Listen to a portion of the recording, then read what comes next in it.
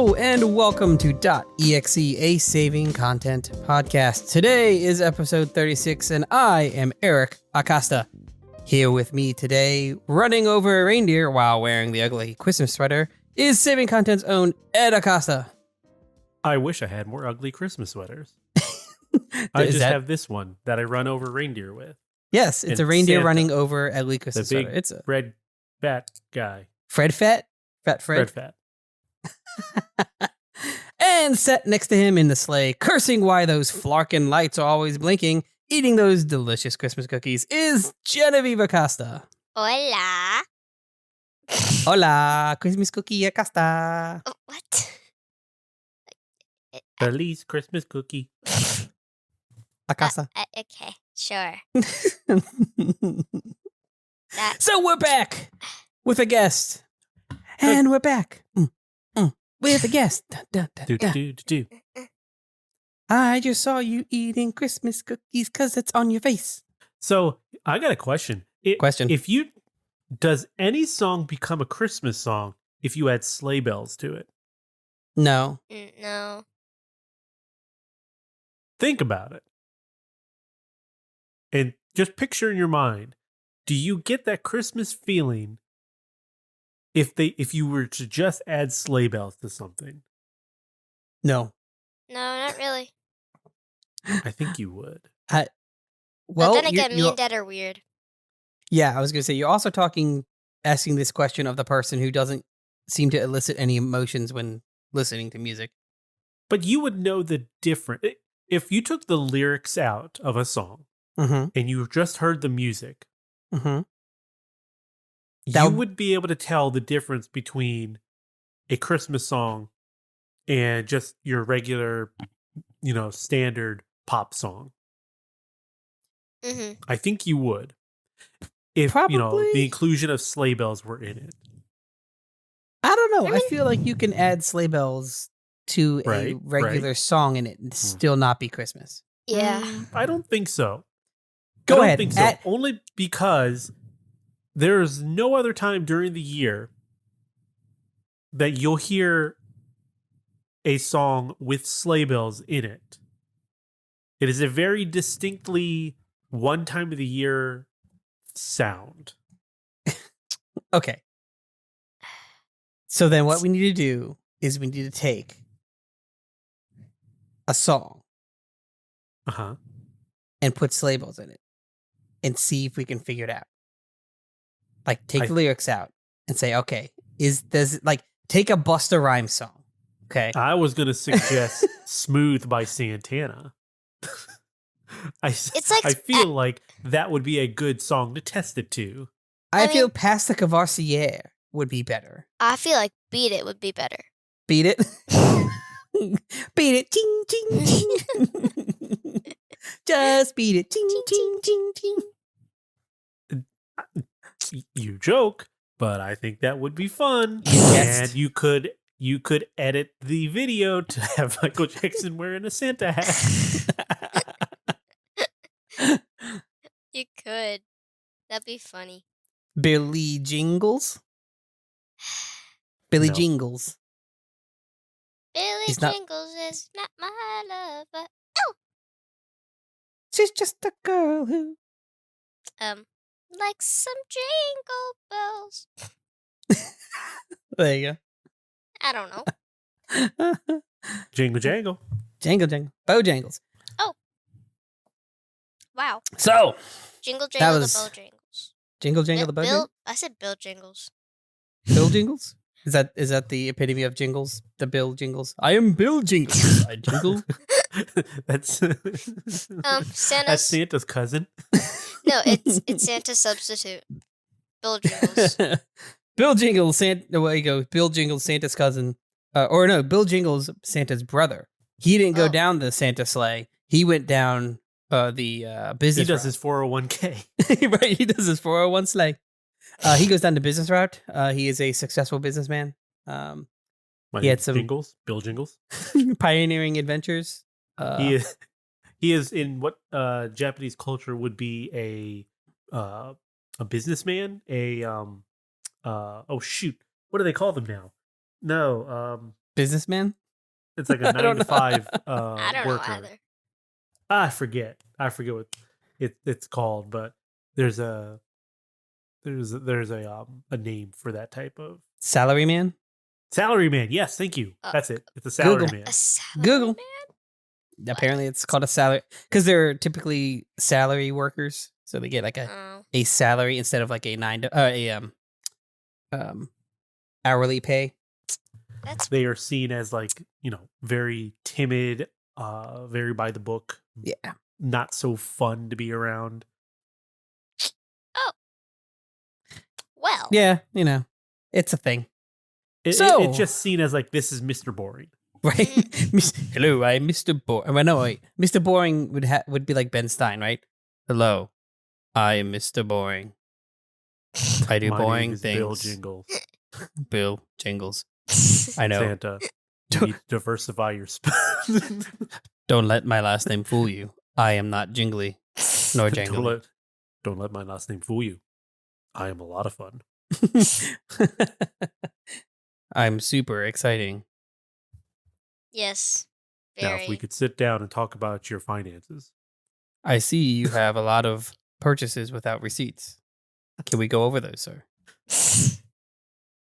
Santa, You I need was- to follow. look. Santa told me to be here to talk to you about your car's extended warranty. I'm here to talk to you about your car's extended warranty. It's expiring, sir.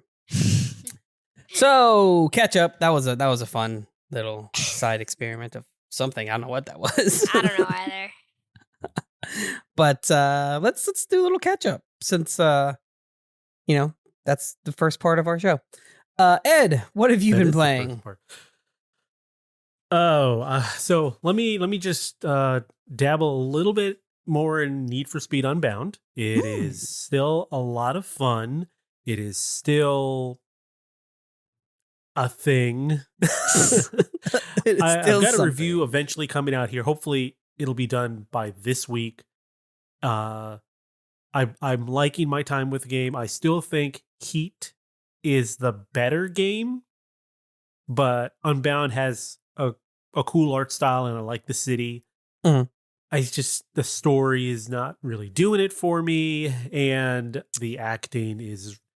If I could just take the story bits away and the voice acting away, and just have it let me do the races, It'd be a good racing game, it'd be a good arcadey racing game. it'd be a good boring racing game, if that makes any sense. Okay. I just don't care for the characters that they've made, and I will say turning the music off has definitely helped the game's atmosphere in my thoughts. But Now, some that people is not the music that I typically listen to, even though it kind of feels fitting for the area. It's just not while you're racing. It doesn't. I don't get the feeling. It doesn't elicit the feeling of like, yeah, let's go fast. Some would say that's insane. Some would call you a monster. You turn it off for everything. Doesn't matter if it's good music or not. You turn it off for everything. I do, and it's true. True. That is what we call a monster. See? Look. Hey, I don't turn it off in even other your people's own games. Spawn says. Well, I mean, okay. If I have issues, my Spawn's certainly going to have issues. So you can't take anything she says with any real heart. It's always a grain of salt there because it's coming out of basically coming from me. So let's be real here. Yeah, and she's right. But I don't turn off the music on other people's games. So if I'm playing with other people, I don't turn their music off. I only turn my game's music off. I don't know how you would. How I would what? Oh, you would turn other people's music off. Well, like if we're all playing on the same console or whatever, I'm not going into I'm not going into the menu and turning it off. Yeah. Oh, okay, good. Well, anyway, I like where the game's going. I think it's still a little it's a little mixed up in what it wants to do in regards to the 4 disciplines. Because you've got drifting events, you've got grip events, you've got the like basically police chase events, Mm-hmm. but it doesn't really separate those out. When you get to a race spot, a race hub, it shows you what races are available at that location, and it doesn't do a good job of making it very apparent up front what type of race it is.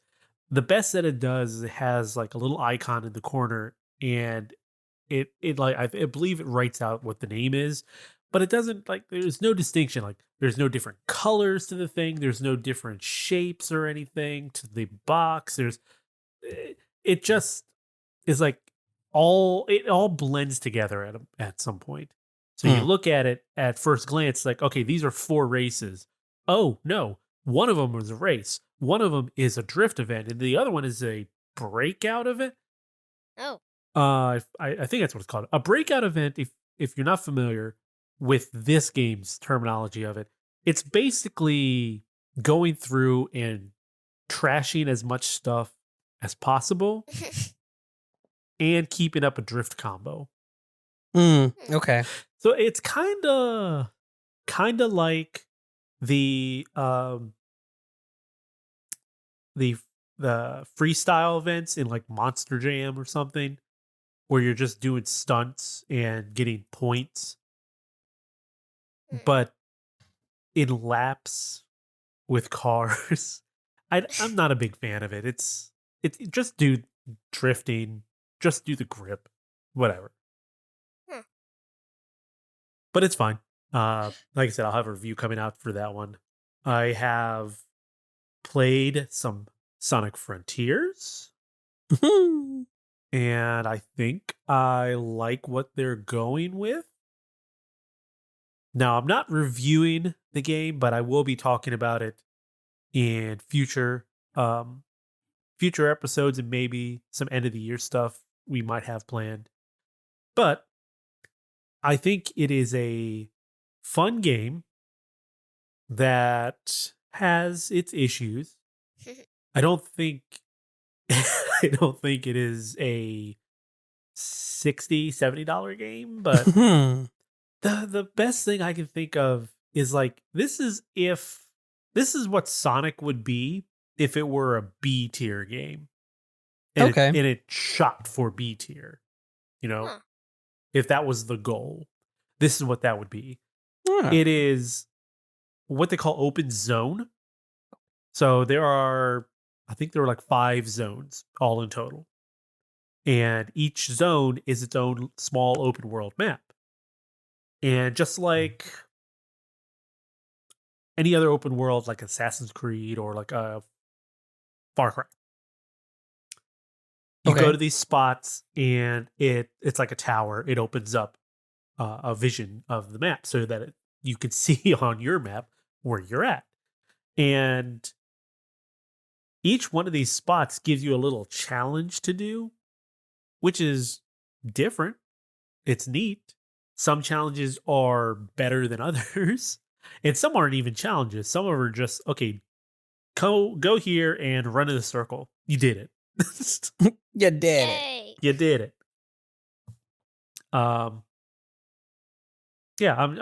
I'm in the second world right now, and I'm having I'm honestly having a blast playing it. Each level is structured where you go through and you've got to save a specific character in each area. So the first area, it's Amy Rose, Sonic's on again, off again girlfriend. The pink hedgehog, if you're not familiar. Yeah, that's a good point. You probably should. Some people may not have. The pink hedgehog who carries around a hammer. Yes, Yeah. who and is so it has been changed in like as a oh shoot, what do you call it? Like the personality in so many like she's a different personality in every game.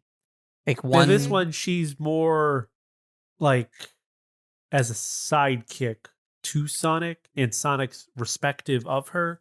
Whereas like the initial first game she was in, which I believe is Sonic CD. Yes, I believe so. And in media after that, she was more of like the boy crazy, oh, you've got to be my boyfriend, Right. Type of character. Paralleling, or basically very close to like psychotic or transfixed in yeah, I wouldn't say psychotic, but definitely transfixed on Sonic. I said psychotic and instantly realized that's not the term I was looking for. Just fixed over. What is not obsessive? That's the what I was looking for. Obsessive.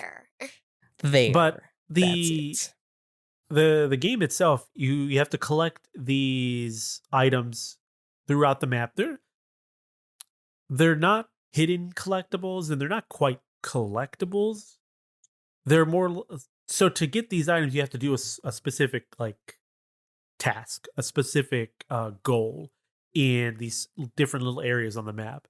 And sometimes it is just beating a certain enemy. Sometimes it's riding the rails and doing like typical Sonic stuff in a combo or a pattern to reach the end.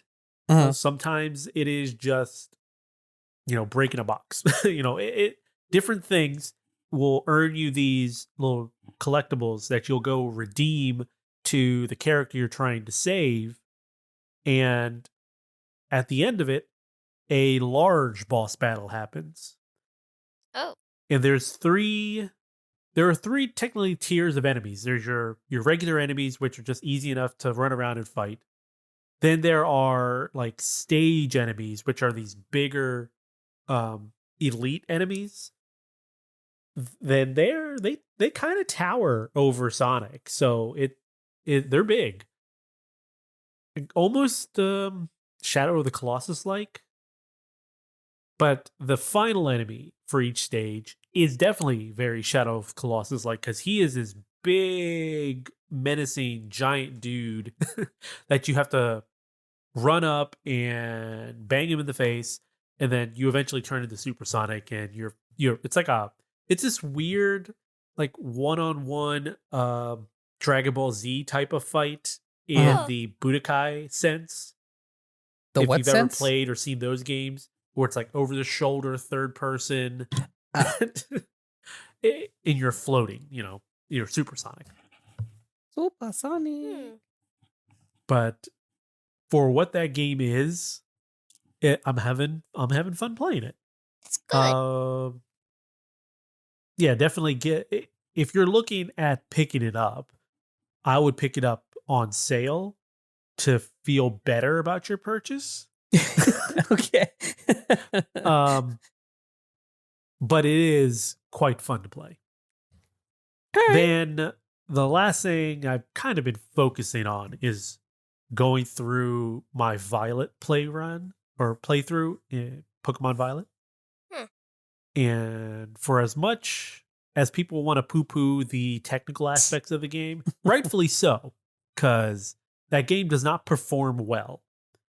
There are times where it started to get really heavy on the frame rate, and I'd have to save, close the software, reopen the software, and it's fine again, because there's a known memory leak in the game. So if you play for way too long, then it starts to crumble under its own weight. Oh. But that's an easy enough fix. You just save, close it, open it back up. And right. It's one of the quicker Switch games to load up. So it's not too terrible. But with all the technical aspects of this game, I've still put in close to about 50 hours. And I am just having a ton of fun going around, adventuring, collecting, fighting the Pokemon. Where I still kind of wish that the game gave you a quest log at the beginning, just so it's easier for you to figure out where you need to go next, and not having to ask the Nurse Joy, quote unquote Nurse Joy, whatever. I don't think she has a name, but the nurse at the Poke Center. Because you can go to her and you can ask her, hey, what should I do next? And she'll put a marker on your map where the game thinks you should go. Yeah, that's one of those. That's actually why Des is having a hard time continuing the game, because she's like, she's at the point, and she's like very early on that I don't know what to do. There's no direction. So my tip for you, and you can read this back to her, or if she listens to this particular episode. So what you're saying is I need to force her to listen to this episode.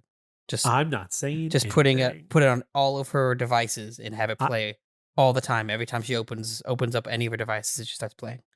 Gotcha. I'm not implying anything. Note taken. But you take what information from this as you will. There is no drawing this back to me. Focus on one. And my suggestion is focus on the gym battles, just because that's what you know. Once you start going to, let's say, the second gym, you'll notice the Team Star battles and these Titan battles are not too far from where you're at. Some of them are a little out of the way, but most of the time they're fairly close to where the gyms are. So you'll find that you'll go to the gym, and on your mini map, or even when you look at the world map, you'll see that like, oh hey, this Titan battle is actually not too far. Let me go ahead and put a marker down, and I'll go over there. I think what they could probably clean up on the map is when you put a marker down, maybe give you a waypoint or something to follow, because there are roads in this game, but not all roads connect to each city, if that makes sense. So I didn't know that. Well, I guess I should clarify. I think to the cities, yes, but to, let's say, the Team Star bases or the Titan matches, they're not always connected to a road or right off of a road. So that does require to move outside of the expected path. But your Miraidon or Koraidon can tackle that no problem. There are, I don't want to. Okay, you know what? It's not a spoiler to say that by doing the Titans, by completing those, you upgrade your ride Pokemon. So if you want to be able to traverse more of the map outside of the cities, because you should be able to get to all the cities without having to use your ride Pokemon's abilities. So if you want to upgrade your ride Pokemon to be able to traverse all of the land and get to all the different places much easier, you might want to go do those first. Plus, the big I guess meta right now around the game online is that everybody, once they reach the second or third Titan battle, that's the only thing they focus on. There's a story reason. You don't have to, but there's a story reason. Everybody's like, "Oh, game! Now you've made me want to do this." You say that like you're blaming the game. Well, no, it's game. Kind of, because the game, boy, it's compelling enough to be like, okay, I have to see this through now. It's like you've tied my hands behind my back. I guess I will go with you on this journey. Yeah. And it's a nice little payoff at the end. So I didn't do so much that first because of the story. The story was kind of like a little bonus to get through, but being able to get all the traversal aspects of my ride Pokemon was definitely a bonus, Yeah. so that I can make short work of the travel to some of these places. Now, when you visit a Pokemart or I forget what they call them. They might just call them Pokestops in the game. Whenever you visit one of those, it creates a fast travel point. Hmm. So you can just Oh, hop right, back between right. everything. So the game really does a good job of trying not to make you go out into the open world and travel between places if you don't have to. Now, obviously, the initial getting to one of those places first is it's going to happen. You're going to have to Yeah. run or ride out there. But that's also part of a Pokemon game is being able to, uh, go to these different, travel in between these different cities to find new Pokemon, find these trainers to battle, catch and earn money. Mhm. And then, in previous games, you had HMs, and those moves allowed you to, like, let's say you got Fly, that allowed you to fast travel to the different cities you've already been to. Mhm. So in this one, you get it right from the get go. You just have to travel to the individual cities first. Yeah. That's cool. So I will say I have gone through and I have beaten the Elite Four, Oh, and I wow. have beaten my rival. Already? Uh, Also, I said 50 hours. True. Yeah. I mean, that's not that I, much for a I Pokemon game. Well, Diamond and maybe it Brilliant is. Maybe it Diamond and is. Shining Pearl. I checked my hours on that one, and it was like 80 hours, Okay. Well, and that's with very little end game stuff. So maybe it's Mm. because I only have like 2 hours in, and and I'm assuming that the world has not continued as I have not continued.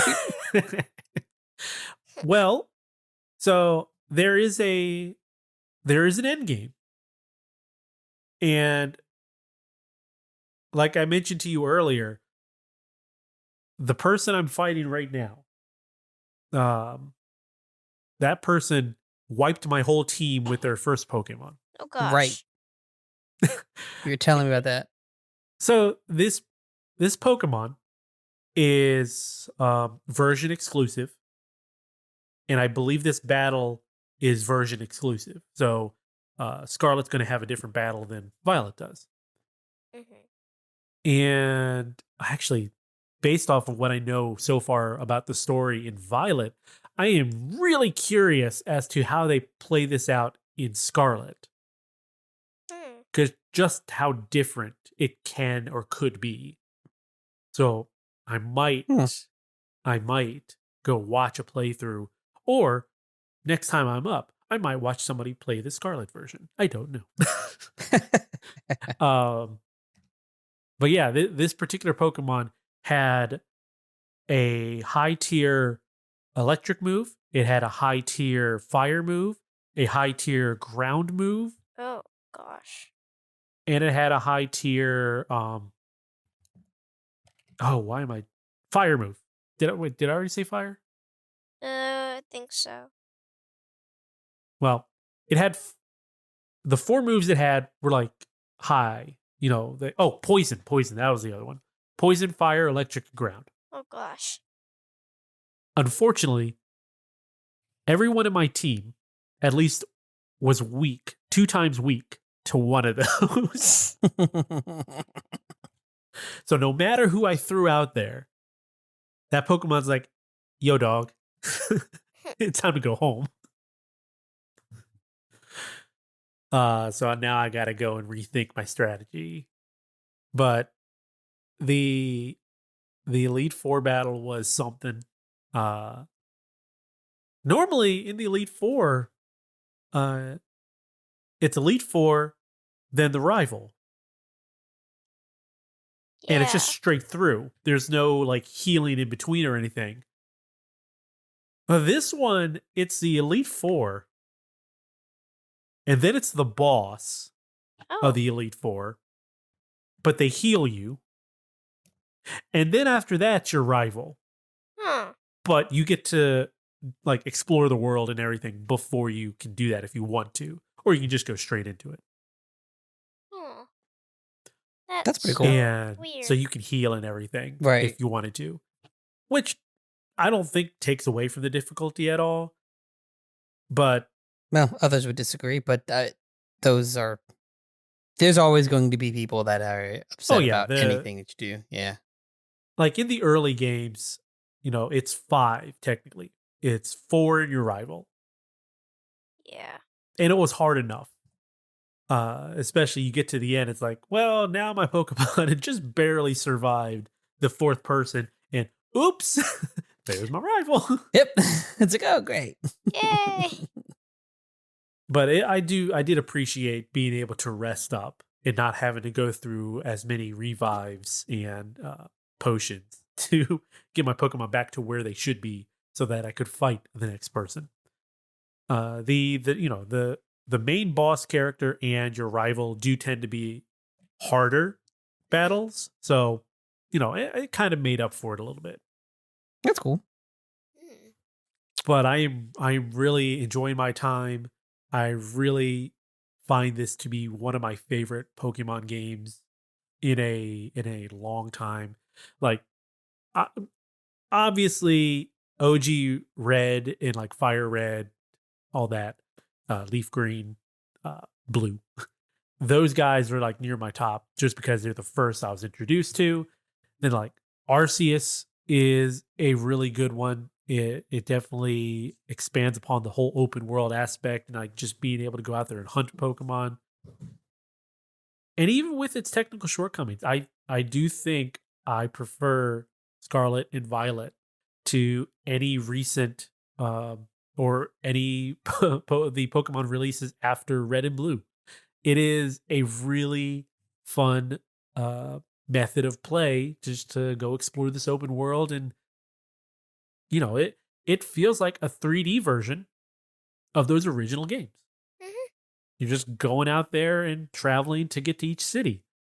Wow. To the point where it's like the old games, you'd run in random areas and find like a trainer out there to battle and be like, hey, what are you doing out here? This is a little bit off the beaten path. Whereas in this game, you go way off the beaten path to go find like hidden items or maybe different, Terra Pokemon or something. And you find a trainer out there. It's like, what the heck are you doing out here? This is like 200 miles away from the next closest city. What are you doing? Yeah. So that's all I've been doing, and I am tempted to not tempted. I know I am.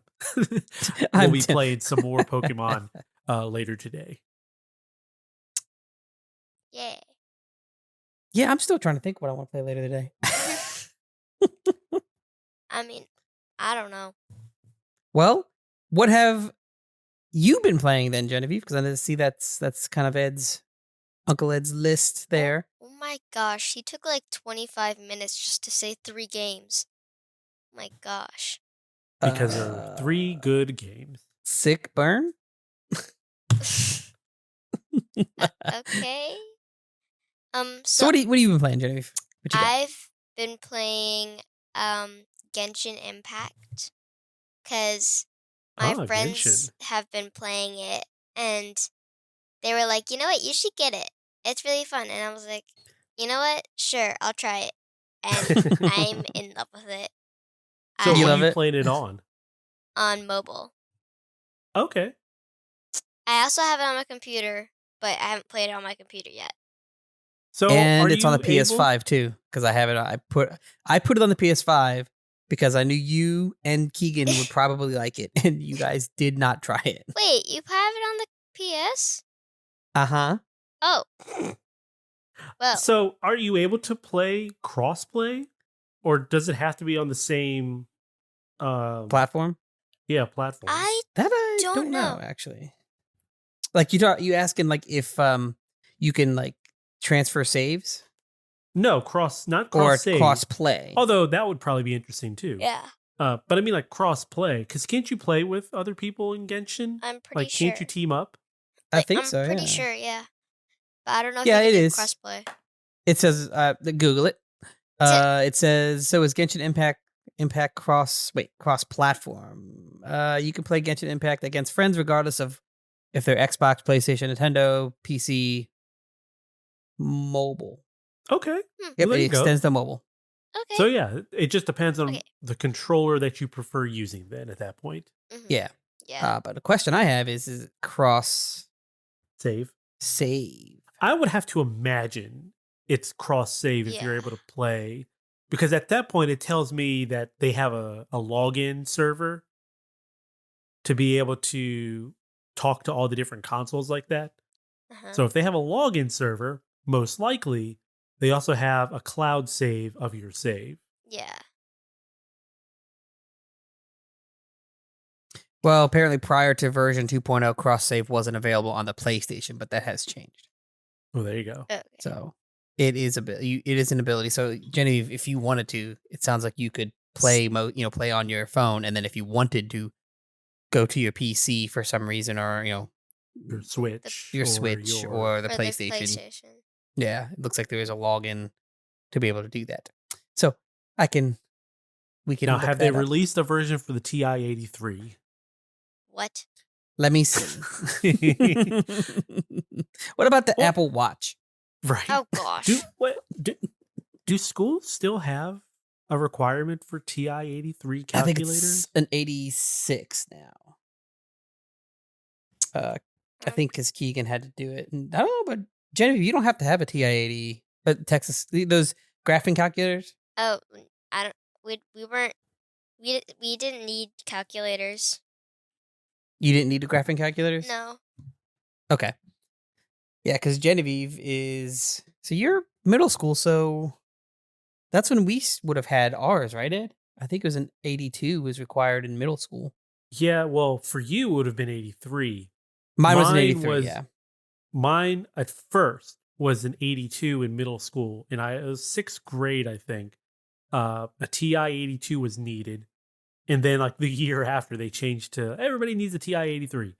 And then it was like TI-83 plus. Well, then I had to get, in high school, I had to get the 84, which is actually the one I gave to Keegan. But I had to get the TI-84 plus in high school. God. Oh, gosh. Because the 83 plus did not do everything the 84 could. And that's what the teachers were teaching with. Right. Oh. And you couldn't go out and get, or you could, but you wouldn't be able to follow along with the lesson plan. You could go out and get like a Casio one or a different brand, yes, which would be cheaper, but do all the same stuff. But because it's a different, different operating system, basically, when the teacher goes and tells you, okay, this is how you do it, hit this, hit second and then this, and they're like, but mine button doesn't have, like, okay, well then you need to look for this symbol. Like, yeah. Yep. Mm-hmm. To the point where the teacher's like, well, if you don't have one, then you can't pass my class. Basically, that it did get to that point where the teacher was like, I'm not dealing with another company. I'm not dealing with having to figure that out. Which you have to have a TI. That sucks for the parents, the family, when it's like, okay, we can't afford this expensive Texas Instrument one because they jack up the price because it's like the one that has to be used. Even though this Casio is like $100 less, does everything the same, you refuse to teach my kid on that unit right there. Yep. I think I have to spend more money. Yeah, because like it was originally like $130 or something. Like it was over $100 when the TI-82 came out. And I remember the 83 when we got the 83 for me. Or yeah, no, it was the 84. When we got the 84 for me, that's the one I gave to Keegan. That was like $100. Like that was that base. Okay, it's $100 for the TI, but the Casio was like $30 cheaper.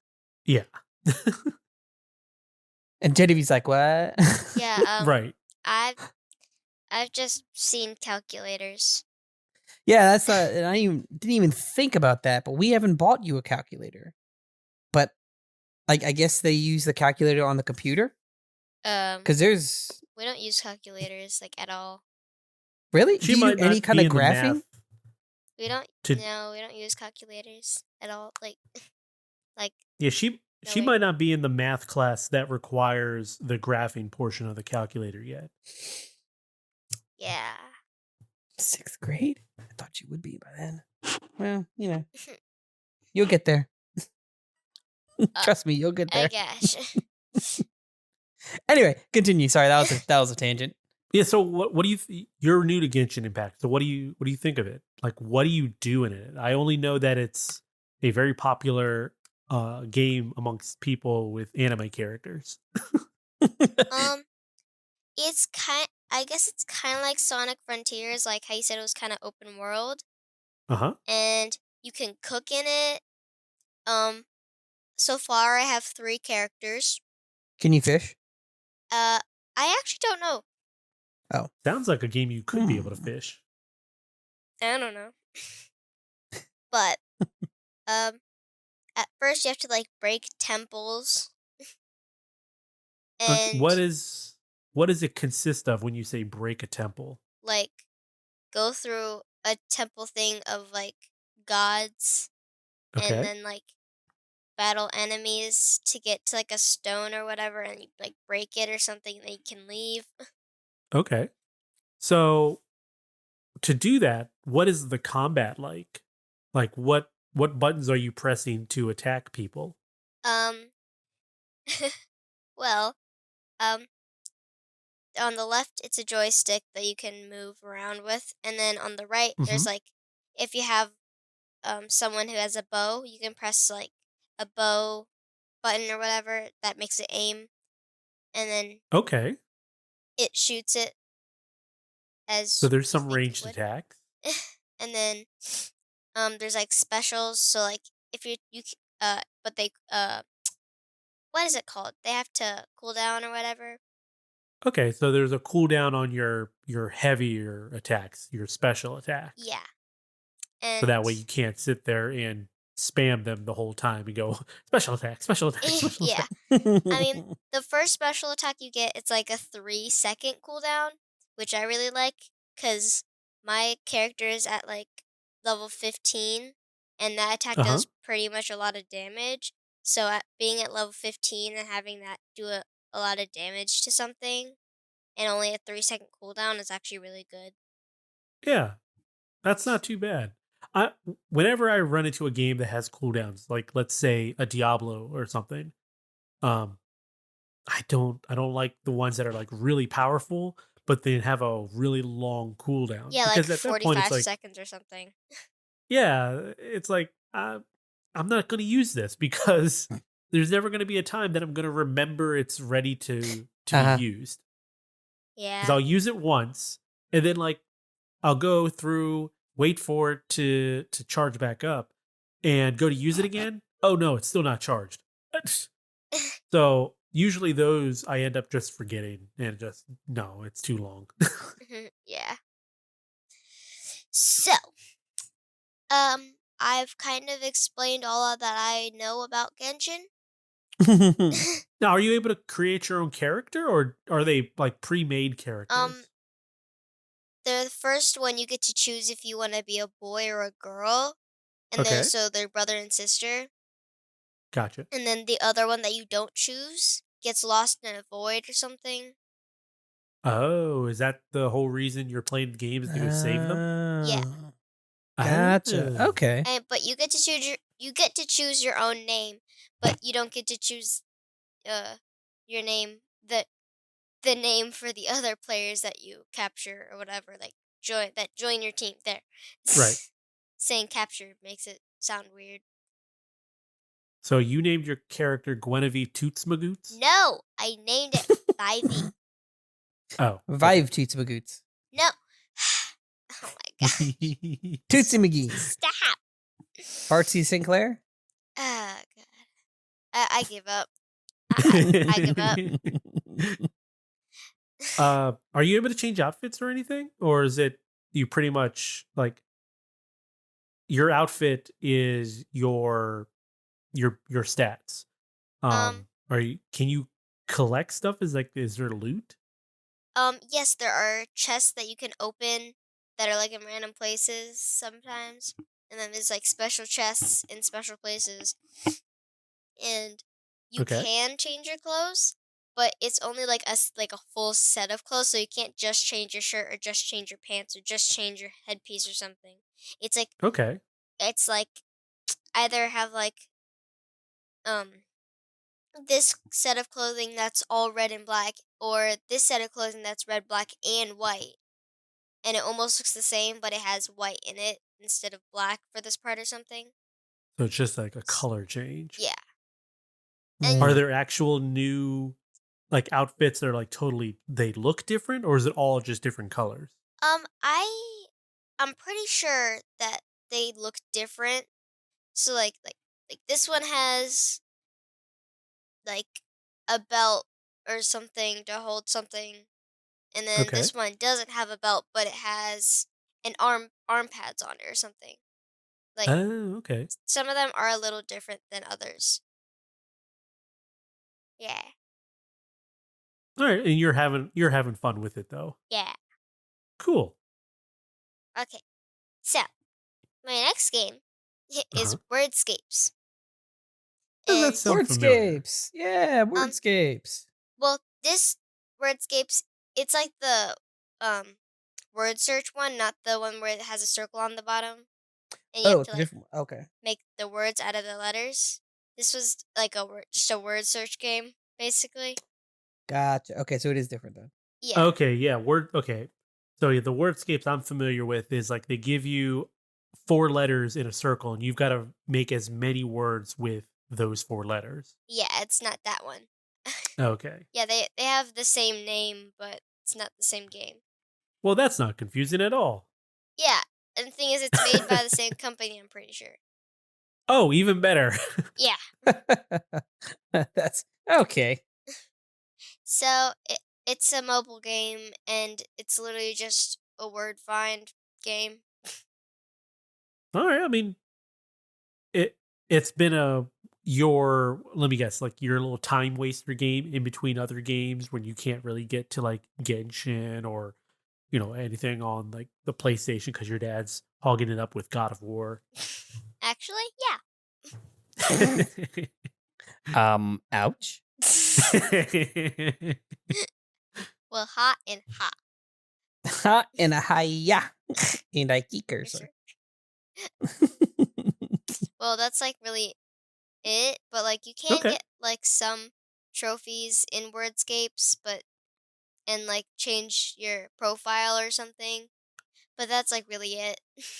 It's really just a All right. like a crosswords kind of time wasting game.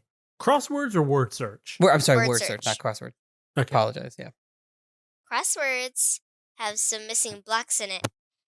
Word search is just a square or rectangle of letters. Right. You are not I wrong. prefer word search over crosswords. Yeah, definitely. But sometimes crosswords can be fun as long as I'm aware of what the topic is that they're going with. Yeah. I like crosswords. I probably like crosswords better. But they're like kind of equally. Yeah. If I'm in the mood for one, I'm in the mood for the other, kind of thing. Sure. I mean, if we're talking about puzzles, then like I would gotta say if we're talking about puzzles, then Uh-huh. I'd say my first favorite would be word searches.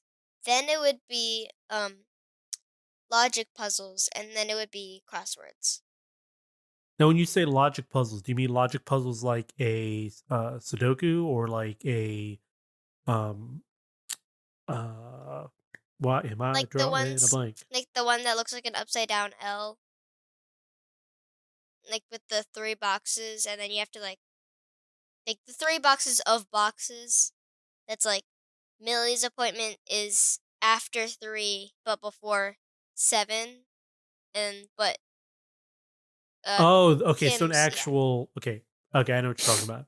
So none of what I was talking about, like Sudoku or the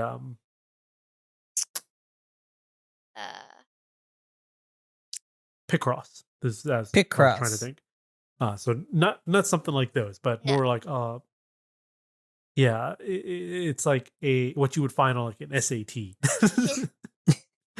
Okay. Yeah. All right. And another game I've been playing is a little bit of just regular Minecraft. Always good to jump back into. Mhm. Yeah. And I mean, then we got to get back into I guess maybe find some more mods. I don't know. yeah. 'Cause- I've I mean, Sorry. Minecraft's one of our good games to jump into when there's Nothing there. a lull in release games that we each enjoy. yeah. Yeah. Right now, we're not at that point. Yeah, I mean, this part of the year is usually full of like different games because everybody decides, hey, let's release it around the holidays so that people can buy it for Christmas. Right. Yeah. And it's just regular Minecraft, just good old survival Vanilla. and creative. Survival. I've been playing some Slime Rancher 2. Yes. How you've probably played a little more than Mommy has. How are you liking that? I am loving how cute all the new slimes are, especially the bunnies. The bunny I love slimes, them. yes. I love them. They're so good. And don't let them eat your pink slimes. They Oh, get did you not? big, and I forgot about that when I was. Don't they become like angry if they eat too much of like So a slime or No, something? they when they eat the pink plort. Well, whenever they eat the. Well, yeah, it is a pink plort. right, if it's a Plort so if they means eat poo. Yeah, their if they poo. eat if one of the slimes eats another type of slime's plort, it's a hybrid of both. Yeah. But if Right. that hybrid then eats another plort, it becomes I can't remember. An angry tar? plort? Angry. A tar, right? I think it's called a tar. Is that what you said, Genevieve? Yeah. Yeah, I think it becomes a tar. I don't have You could the turn that tars off. on, so I'm good. Oh, okay. Okay. So So what I don't happens have when to they worry about eat that. it? They just stay the same, I guess. Oh, They okay. just give you a big dumb face and go, yummy. Yummy in my tummy. It's so yummy. They've added definitely more slimes. Okay. As you'd probably think.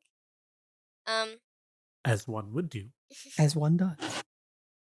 And there's not much different things, but you get spawned on like a rainbow island or something.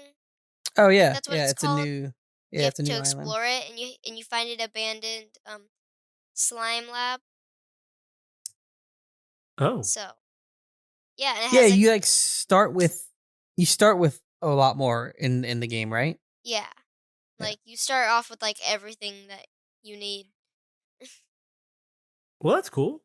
So it kind of just picks up where you left off with the old game almost. And just go cruise and go. Yeah. Go find new slimes. Yeah. So yeah. All right, so that's what you've been up to? Oh, you got I've more? Also, like one more game. Okay. One more. I've been playing Played Up Play it up. with family, which is not surprising. Listen, your mom also- loves that game. It is a great game. It is. It's a very good game. I want Yes. more content.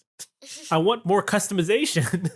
Yes, I just want more, and not like it's the thing is like I want more, but it's not like they're not providing it. Like it's not. Yeah. You mean it's not like Just there's not enough my- there. It's just It's just my dumb brain. right. That's I want to like, consume I more. need more new. Gimme. Yeah. It's Appar- not their fault in any way. No. Apparently, I mean, so that kind of leads into something I wanted to talk about a little bit, which was like upcoming DLCs that I've been looking at. Right. Or DLCs in general. So they did do the turkey update. Yeah. They have said there will be a holiday, like Christmas one, and just keep an eye out.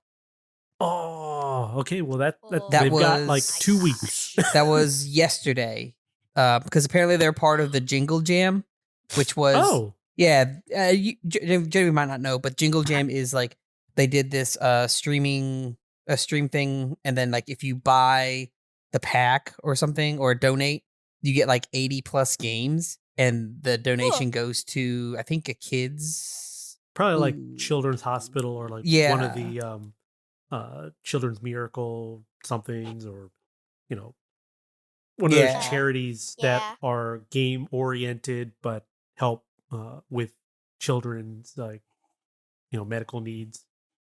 Yep. It'll raise money for 12 important charities. You can learn more about it at jinglejam. Tiltify. Tiltify. Tiltify. TILTIFY. Tiltify.com. But yeah. So they're part of that, and like you get that bundle if you donate. But they said keep your eyes on Discord and Steam community for details on the holiday update, which is set to be the most exciting update. Oh, I hope there's new costumes, and not just hats. Right. Well, that's what I was going to say. On the picture here in Steam, it shows a person at the table with a elf hat. So okay, so elf hat, that's different. Cookie elf. What if they add cookies? Like you can be a cookie, to cook? or you make cookies. Like make cookies. I mean, both. Wait, is there cookie. not? Oh gosh. I thought there was. I thought you Cookies? could make, like, I don't know. sugar cookies. Can you make sugar cookies? We haven't gotten that far, I don't think, because we keep playing on too many different accounts. I mean, that's also true. That's also true. Just hey, let's use your account today. Okay. I do want to note, what was it? The Turkey Day update. I didn't know this, but apparently that boosted the dishwasher's effective rate. It's 5 seconds faster than it used to be. Really?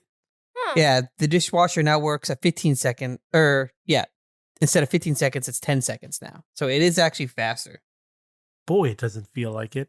Right? It certainly does not. But I mean, 10 seconds when you're waiting for it does seem like forever. Yeah, it does seem like an eternity. Yeah. Well, I'm done. yeah. So Dad can talk about his games that he's been doing. All right. Well, I'll go fairly quick. Great. God of Okay, War. topic for today. God of War. That's the topic. I finished it. I beat it. I beat the game. Good me. Pat on the back. Slow clap. Just so everyone knows, I beat that game. It's a good game. Honestly, I like it. It was fun. It'll now go into the throes of never to be picked up or played again. But that's also because you platinumed it too, right? Yes, so it is a game that I platinumed it. Platinum it. That I got the highest trophy in it, the platinum trophy.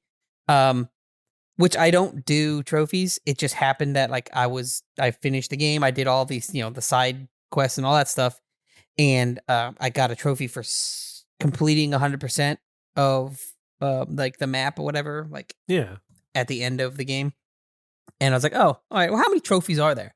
And I looked, and I was missing one. So it might as well. I'm like, I might as well. And I literally said, I might as well. And I said this out loud. I went, I might as well, as long as it's not stupid. So there was always that chance. If it was stupid, I wasn't going to get the platinum. And it was just upgrade one set of armor fully. I'm like, okay, that's not a big deal. So I did that and got a platinum. I don't know if I mentioned it last time, but I platinumed Gotham Knights. Oh yes, yeah. I don't think you mentioned it, but yeah. Yeah, I platinumed that one, so that one's all done. But the day I platinumed it, I noticed they added trophies for the expansion for the 4-player co-op. So yes, it's a platinum, but no, it's not complete. So I'm like, I'll come back to this later. I'm done right now. I want to play other games. I need to do so. And I did the same thing with God of War. It's like, I've got to finish this because I want to play the next game I'm going to talk about, Marvel Midnight Suns, because I want to see if I'll like it. And right. I started it today. I played probably about an hour-ish. And all it makes me want is another Marvel Ultimate Alliance. I can see that. Because I can see that. I don't mind the graphics, the aesthetic. A lot of people I'm hearing online, not a lot of people. I'm hearing online there's a lot of like, it reminds me of The Sims, like that kind of like look. But I'm okay with that. 'Cause I don't necessarily need hyper realistic. Like I don't need the Avengers hyper realistic, kind of look. But I don't like the role playing XCOM, and I don't like the cards. So for people that haven't played the game, it's basically an XCOM game where it's RPG. Turn based. Where like your team goes, then their team goes, and if there's like if someone is faster, they'll go faster, kind of thing. And you do moves. You can move. Each character can physically move on the board, quote unquote board play area, one time per turn. And then your attacks are not like Pokemon where you pick do this attack, do this attack, do this attack. They're Right. based on what 5 cards you drew for that turn. So you can do, apparently in my case, you could do 3. You could play 3 cards per turn out of 5. And then when you go to your next turn, you draw 3 more cards and that fills out your 5 cards, whatever. Right. I don't mind that too much, but that's one of those, like, if I'm going to do that, I'll play like Legendary. Yeah, I was about to say, it sounds like very much like a Legendary, Magic the Gathering type of system where it's like, it's just the card game, but with a visual representation of what's happening. Right. And to a degree, because like it's the card game with a visual representation, but it's also XCOM in positioning. So if you have a card, like one of the cards that I have for Doctor Strange that you start out with is like a knockback card where you literally push the enemy back, and if they go backwards into someone, that person also gets damaged, right? Right. Or if they hit a wall, it's damaging. But it all depends on where Doctor Strange is standing. So if I'm standing to the right of someone and I want to hit that person that's in front of me and the person to their right, I actually need to move Doctor Strange to that person's left so that it's like in line. So like, you do have to actually position. You have to be kind of cognizant of your positioning for your characters for some of the moves. Right. So I get it, but like I said, all it really does is make me want another Ultimate Alliance where I can drop the XCOM board game feel and drop the or not even board game, the what's it called, Warhammer, that Warhammer feel where there's a play field, and this attack is you can shoot up that 12 blocks away or line of sight. So you got to measure it and see, can I see that person? Like that kind of feel. Get rid of that and get rid of cards and just put in the, open worldness, or not open world, it's the, live action. And let me just play that game with that story in live action. Yeah, like I was like before this game came out with the information that it's got cards in it, I was kind of looking forward to it, but not like the whole story aspect of the Midnight Suns and like these black and gold costumes and how they featured those very heavily in the marketing turned me off a lot. It's like I don't like these designs. Yeah. But I was still kind of hopeful that the gameplay would be very XCOM like, because it is from Firaxis, Firaxis, and yeah. those are the XCOM guys, and I like those XCOM games. But the moment they said, "Oh, it's gonna be cards," my interest just dropped like a rock. I was like, I don't care. It's not terrible. And again, I've only like an hour in, so I'm going to give it some more time.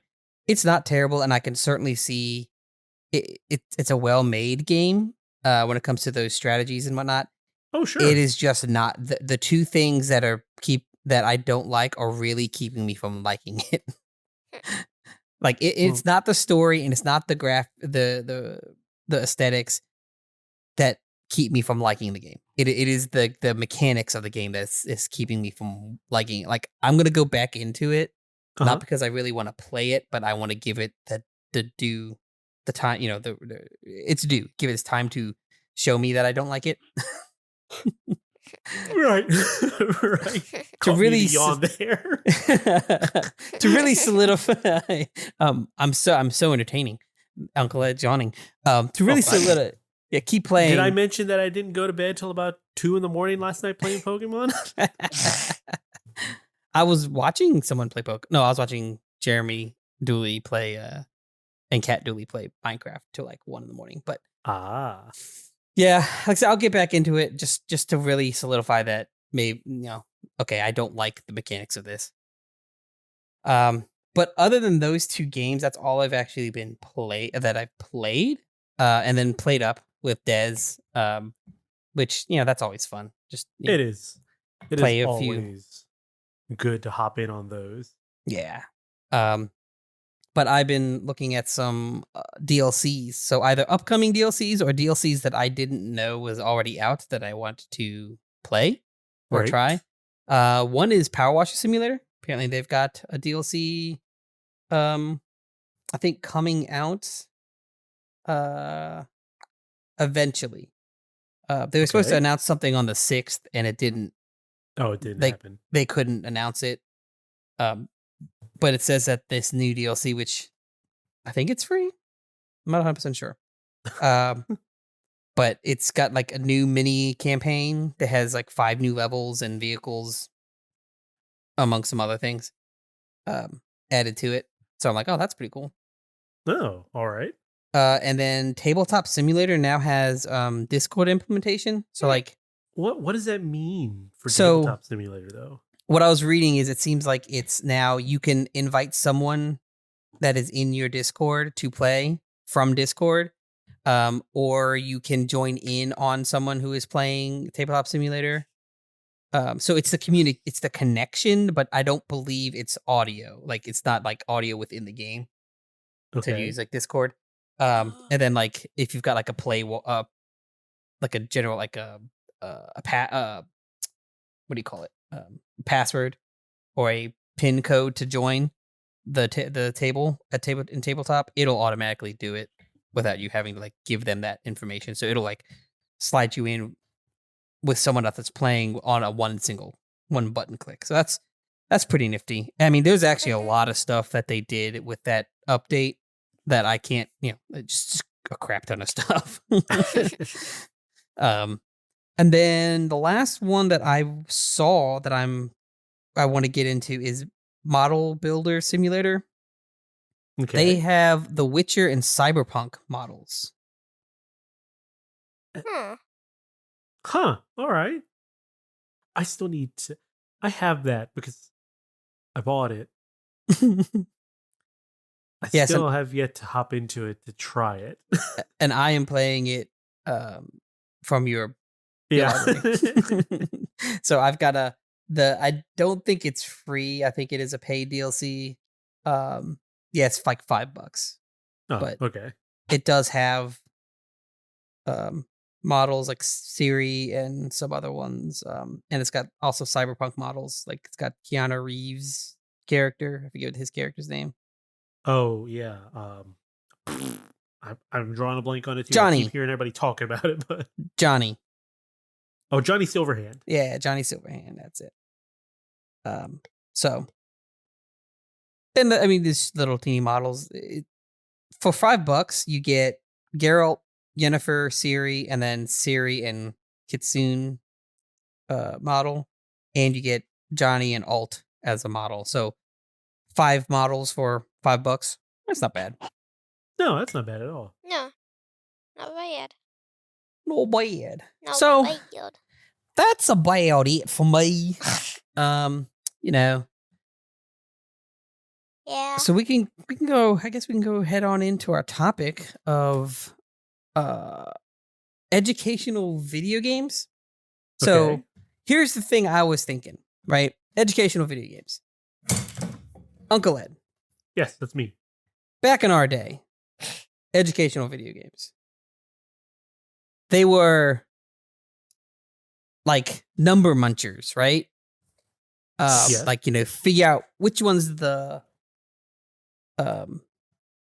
which is the larger number, which is the smaller number, and they, what is it? There was the frog fractions game. Frog Fractions, yes. I think it's frog fractions. Yeah. Those are like our educational games, right? They were very basic and they were kind of fun, but it was just basically do the math or do the thing is usually math with a little bit of some sort of animation to it, just to make it not so tedious. But I know that Genevieve, the educational games that you play are far more in depth. I'd like to hear some of the games that you've played that you play on your own. So you'll also play some of these games outside of school. Yeah. So the one that I probably play the most is a game called Prodigy. And it's a math game where you have I think it's like 6 or 7 different islands where you have to get gems because the puppet master stole all of them. So you have to get them back to regain power. But the puppet master, since he's a puppet master, he is controlling other animals and stuff. Mhm. And making them fight you. So you have to fight them to get tasks done. And then, it's just a really good, it's a story. Okay. Each island has its own little story. Because there's, an ice place, a lava, volcano, really hot place, a forest. There's, a place in the sky. There's, pirate ships in one of them. It's, all right. yeah, water. And then, every day there's a Titan, and it's on the different islands each day. But the thing is, even if you go to that island, if you don't want to fight the beast, then you can just finish on, you can just, keep doing, the tasks that you need to do on that island or whatever. And you don't have to fight him, but you can if you want to. Oh. Yeah. Okay, and it's So I mean, it sounds way more in depth than number munchers. Yeah, I mean, the most in depth educational game that I played growing up was Oregon Trail, or maybe even Math Blasters or something like that. Right. Because I was watching Genevieve. So during when they were doing schooling from home, a lot of schools did Prodigy for their math skills and stuff like that. They could do at home. And I was watching her play it, and I'm like, "What is this?" And she's telling me a little bit about it, and I'm watching it. It's an RPG or a turn-based kind of game. I was like, RPG? What? Yeah, not RPG, a turn-based kind of game, and it's very similar to. It reminded me of the older Final Fantasy look, because it's kind of side scrolly-esque, and you had you could do certain moves, but to get those moves you had to do the math question right, or that kind of thing. So it's it mixes it and does it in a way that I mean, it's not like they're hiding math, by any means. It's very upfront that, it is a math educational game, but there's a story, there's a legitimate story to it. Mhm. And so she was doing that, and then she actually got Maris playing it a little bit. Granted, someone has to be there to help Maris read, because she can't read the words. Which is one of those things that I've noticed with some of those educational video games. Like Osmo is another one that Uncle Ed actually got for Maris. Yes. It's great. Oh, she loves it. And it's great because they do what a lot of other educational games don't do right now, is that they'll read what's on the screen.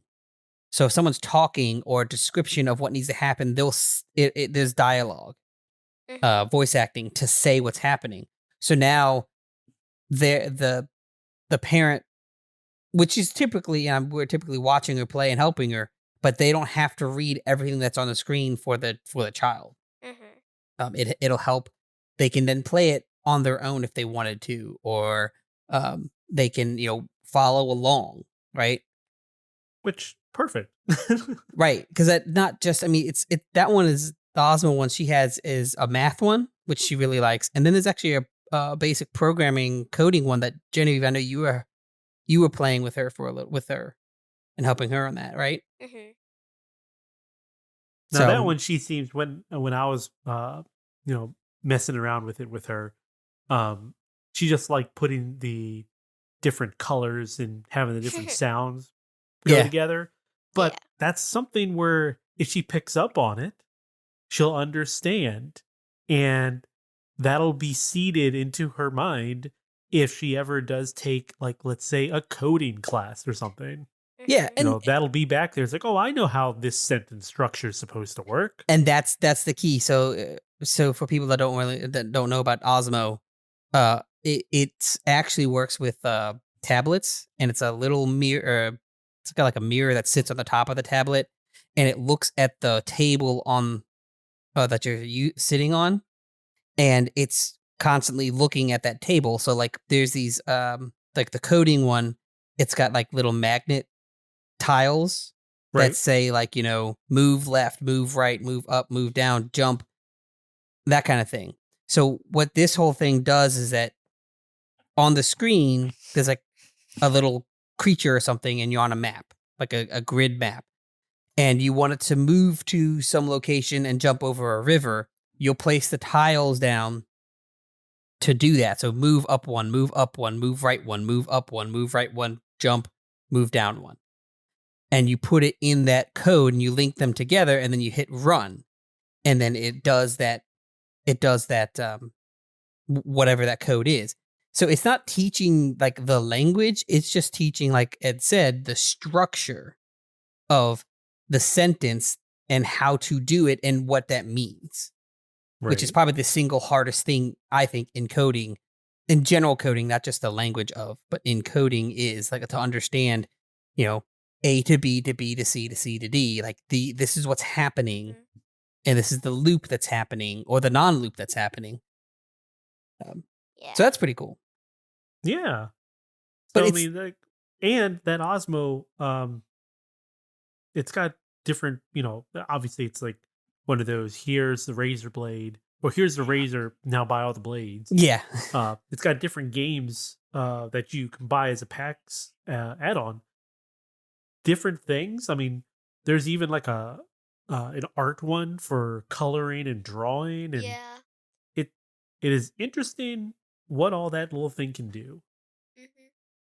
Well, and its main thing is because it is it's using the camera to see what's going on the table. Well, so the camera's being reflected down. Not only that, it's using magnets within the little things to, I have to assume it's talking somewhat to the iPad, because those little guys, when the moment they click together is the moment that it recognizes it. Yeah, because you could have them just like a hair apart, and it won't pick it up. The moment they touch, oh, yep, we got it. So there's something else going on there other than the camera, I have to assume. Yeah. Definitely. I'm actually on their website right now, and I checked. We going to the store. They have math, reading, coding, and imaginative play. And when you go to reading, you scroll down a little bit. There's a thing from LeVar Burton, innovative and educational as it is fun. Osmo Chief Reading Officer. So he has some stake in this in some way. Mr. Reading Rainbow. Officer. Chief Reading Officer, whatever that means. But, Reading Rainbow, the king of Reading Rainbow. Right. But, it's just, I just find it very unique. The big differences in how games have changed for educational purposes. Like the games that you, Genevieve, are playing are far more intricate than the attempts that we had. Very, very much so. I mean, to the point it's like it's a no-brainer. It's like, wow, you have games. We had the multiplication table dressed up as a little frog. Right? Exactly. We didn't really have a game. We had the let's find a way to make it so kids actually don't realize that they're playing learning math. Like that's what I think is the biggest difference between these games is that what we had was how do we hide it that you're not playing a game, you're learning. Yeah. Versus the Oregon Trail was one of those where it was more game than education, even though it had education in there. But a lot of kids wanted to play that one because it was actually fun. Right. It was a game, so yeah. That's the one where teachers had to be like, we're going to limit the amount of time that you play that one. But hey, Number Munchers, if you want to play that, you can play that all day if you want. Oh, yeah. I got that statement pretty consistently. But like the games that you play, Genevieve, or the educational games that you play, they're not trying to hide that the math or the learning part of that. They're building upon the learning and saying like, okay, how can this help the game? It's better constructed in my opinion. I don't know. I mean, like I said, I assume because you play them some of them outside of school that they are fun. They are. Because I'm not here beating it down on you and saying you have to play it. But yeah.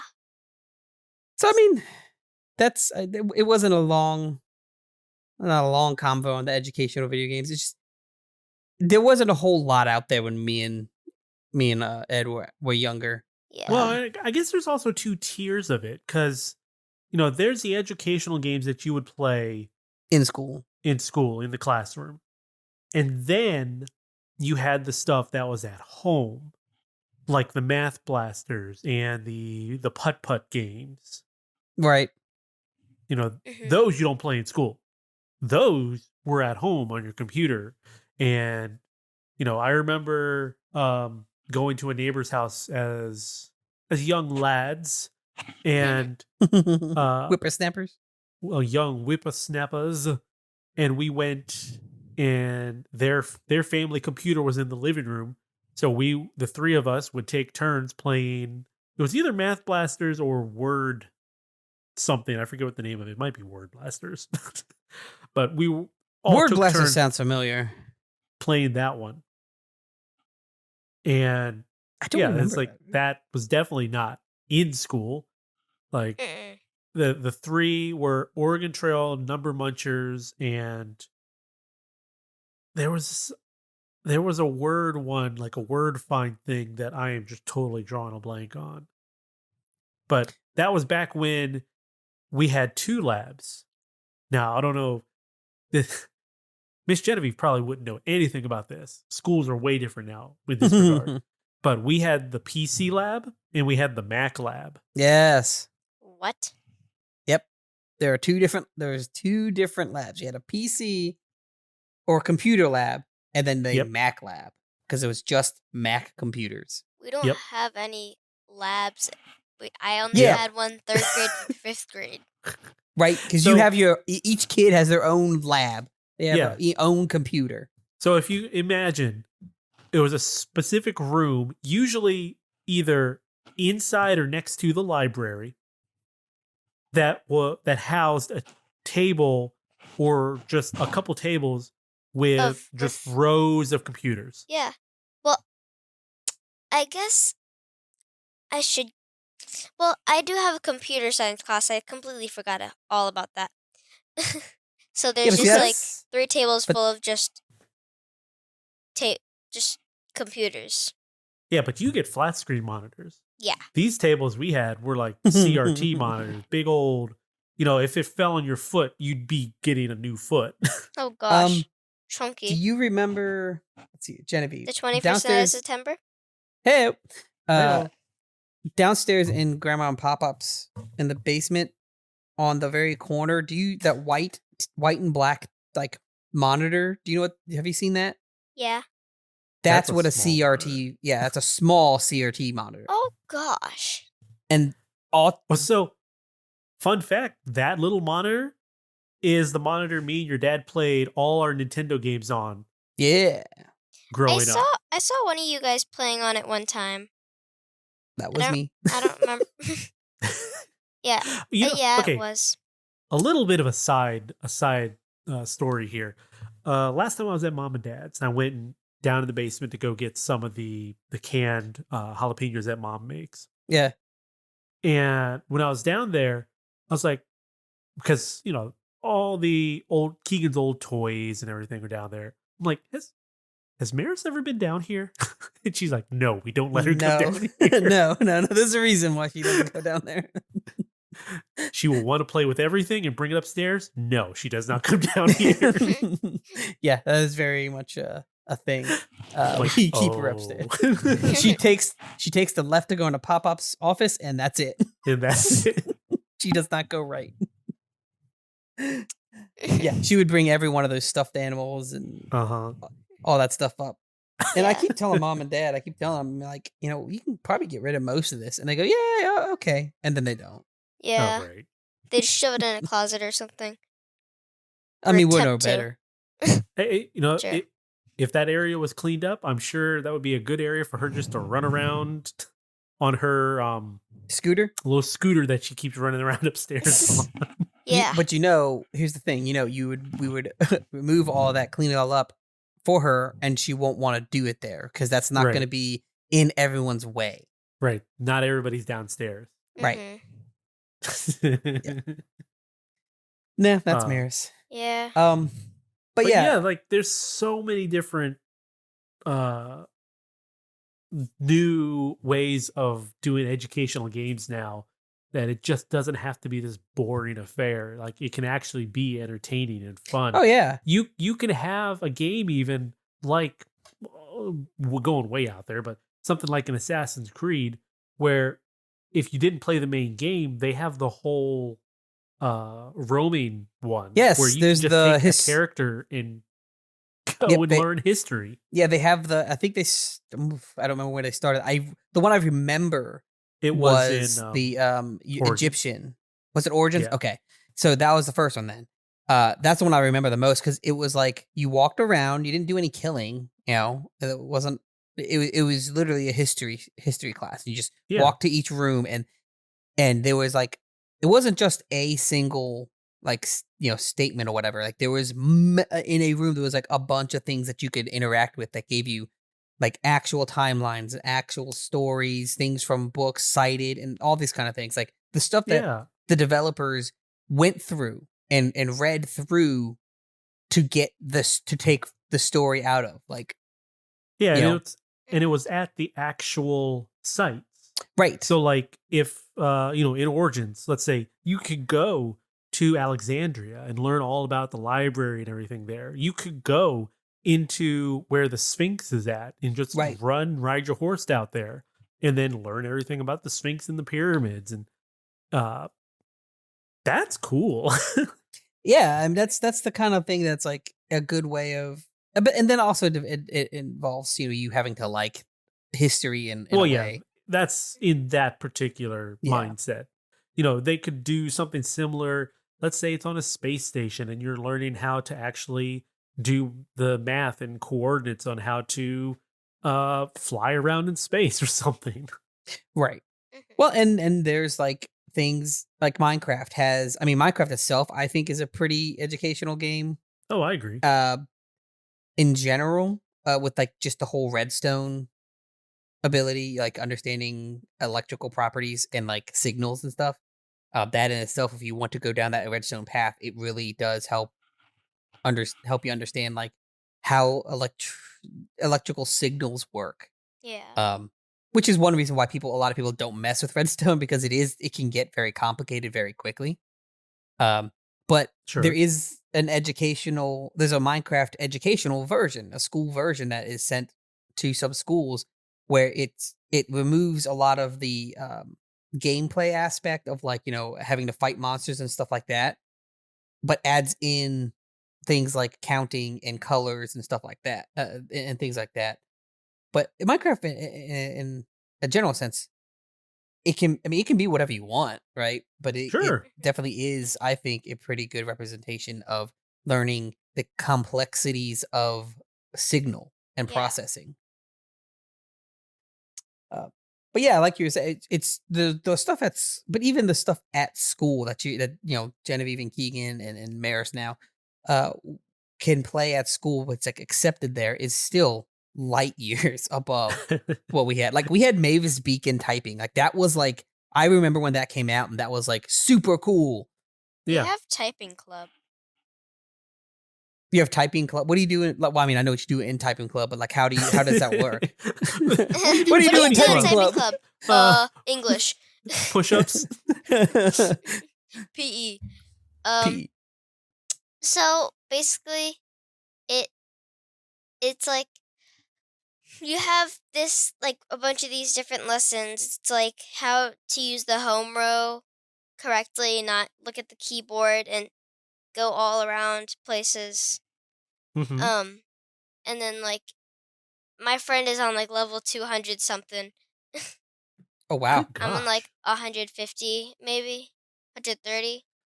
Okay, so it sounds like typing club is kind of like what I took was called mouse certification, which is Microsoft Office user something or another. And you taught you how to use the Microsoft suite of products. So like Excel, what was it? Excel, Access, Word, and PowerPoint were the 4 that were out that I learned. Access in school? Yeah, they taught. I learned in the mouse certification. I learned how to use Access. Oh, okay. Okay. Yeah, it was, and that was the majority of what I learned in the mouse class was actually Word and PowerPoint, because that's what was going to be used in most of the classes. But it also taught a lot of typing. You had to, you got in there, you sat down. The first thing, the teacher, who was 900 years old, she was the funniest thing to me was you have the oldest person in the school teaching the newest technology. Right. And all she did was read off of the little book that you had. But the first thing you had to do is sit down, and when she called your name for roll, she would be standing next to you, and you'd have to have your hands on the home keys. Yeah. And it was, do not move your hands from the home keys for the rest of the class. Yep. And then did yours have the key blockers where they put the little thingy that hovers over the keyboard so you can't see what you're typing? No. Yeah. Ooh, no, I didn't have those. I don't either. It didn't help a lot of people because there's still a lot of hunted peckers out there. Oh yeah, I hunt and peck all the time. Well, see, the problem was I was faster at hunting and pecking because I did memorize where the keys were, but I just had to quick glance down. So it was faster for me most of the time to do that than home keys. But that's because I didn't practice using the home keys. Yeah. See, if I actually practice doing home keys, I would be much faster. I actually kind of practice. Oh, you do? Yeah. Okay. Well, you also have more of a chance to practice because you have the Chromebooks. Each kid has their own Chromebook, in this area, in the school district here. So you take that home. That's where a lot of your work is done, right? You don't do a whole lot of paperwork. I've only done it once at home. Done. Oh, you know what you mean? You use your Chromebook at home, right? Yeah. Yeah. But I'm talking about like, the majority of your work in school is done through your laptop, right? Yeah. Yeah. So you very rare, like when we would get work, Uncle Ed would know this. When we would get work at school, it would be, here's the paper, finish it and turn it in. Physically turn in this paper to the teacher. And you had to grab a pencil, and it had to be a number 2 pencil. For a long time, we weren't allowed to use lead pencils, like the mechanical leads. Yeah, the mechanical lead pencils. Because it wasn't a number 2. It wasn't a number 2. It wasn't verified. You couldn't verify that it was number 2 lead on the inside. Yep. And some of the teachers I had would say that the mechanical pencil was too distracting. What? Because you click it. Because you could click it. That. Yeah. You don't understand. You don't understand the intricacies of like annoyance. Technology makes things better for the next generation. Yep. You'll be telling your kids all about this. You'll be like, back in my day, we didn't have holograms. Right. You'll be running into technology where you'll be like, why can't we use this during class? And the teachers are going to be like, well, because. And then your kids are going to be like, wait, you didn't have that? Mm-hmm. Wait, you're expecting me to have kids? If you want kids. I mean, I'm not expecting you. The next generation, not necessarily your kids, the next generation will be. I mean, as a dad, I would like to be a grandfather, but that's not my decision. Right. Yeah. Oh gosh.